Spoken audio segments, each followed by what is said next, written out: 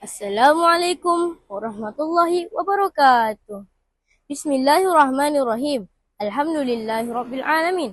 Wassalatu wassalamu ala asyrafil anbiya'i wal mursalin wa ala alihi wa sahbihi ajma'in.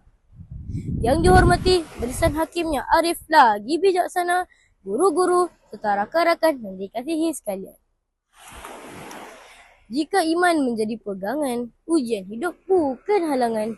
Jika Allah menjadi tujuan, fitnah manusia dapat ditahan. Hadirin yang dirahmati Allah, apakah perasaan kita jika kita dituduh melakukan sesuatu yang tidak pernah kita lakukan? Pasti hati kita sedih, jiwa terluka dan air mata mengalir tanpa dipinta. Namun, ada seorang wanita yang diuji lebih dahsyat daripada itu. Beliau dicemooh, dihina dan difitnah oleh kaumnya sendiri. Sedangkan beliau merupakan wanita yang paling suci pada zamannya. Siapakah wanita tersebut? Beliau ialah Maryam binti Imran. Maka pada hari yang penuh keberkatan ini, saya akan menyampaikan sebuah kisah yang bertajuk wanita yang diuji dan dicemooh kaumnya kerana iman. Sebelum Maryam diuji dengan fitnah yang besar, beliau terlebih dahulu dipilih oleh Allah Subhanahu Wa Taala sebagai wanita yang mulia. Maryam bukanlah seorang puteri raja hidup dalam kemewahan. Beliau juga bukan wanita yang terkenal kerana harta atau kedudukannya. Namun, beliau terkenal kerana keimanan, kesucian dan ketaatannya kepada Allah Subhanahu Wa Taala. Allah Subhanahu Wa Taala berfirman, Wa iz qalatil malaikatu ya Maryam innallaha astafaki wa tahharaki wa astafaki ala nisa'il alamin. Maksudnya, dan ingatlah wahai Muhammad ketika malaikat berkata, wahai Maryam, sesungguhnya Allah telah memilihmu dan menyucikanmu dan telah memilihmu melebihi perempuan-perempuan di alam ini yang sezaman denganmu. Surah Ali Imran ayat 42. Daripada ayat ini, kita dapat memahami bahawa kemuliaan seseorang itu bukan diukur melalui kecantikan, harta atau keturunan. Sebaliknya, kemuliaan yang sebenar apabila seseorang itu dekat dengan Allah dan sentiasa menjaga agamanya. Maryam menjaga dirinya ketika tiada siapa yang melihatnya. Maryam juga beribadah ketika yang lain sedang leka. Kerana itulah Allah mengangkat darjatnya. Setelah melahirkan Nabi Isa AS, Maryam pulang kepada kaumnya sambil mendukung seorang bayi. Bayangkan perasaan Maryam ketika itu.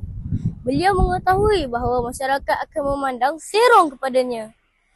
Namun beliau tetap pulang kerana yakin bahawa Allah Subhanahu Wa Taala tidak akan mensia-siakan hamba-Nya yang beriman. Fa'atat bihi qaumaha tahmiluh. Qalu ya Maryam laqad ji'ta syai'an fariya. Maksudnya, kemudian baliklah ia kepada kaumnya sambil mendukung anaknya. Dan mereka pun menempelaknya dengan berkata, wahai Maryam, sesungguhnya engkau telah melakukan perkara yang besar kesalahannya. Ya uta Haruna maka na abuki ra'asau'in wa ma kanat ummuki syai'an fariya. Ummuki bariya. Maksudnya, wahai saudara perempuan Harun, bapamu bukanlah seorang yang buruk akhlaknya dan ibumu pula bukanlah perempuan yang jahat. Surah Maryam ayat 27 hingga 28. Ketika Maryam pulang sambil mendukung seorang bayi, seluruh kaumnya terkejut melihat keadaan tersebut. Mereka pun mula berbisik sesama sendiri.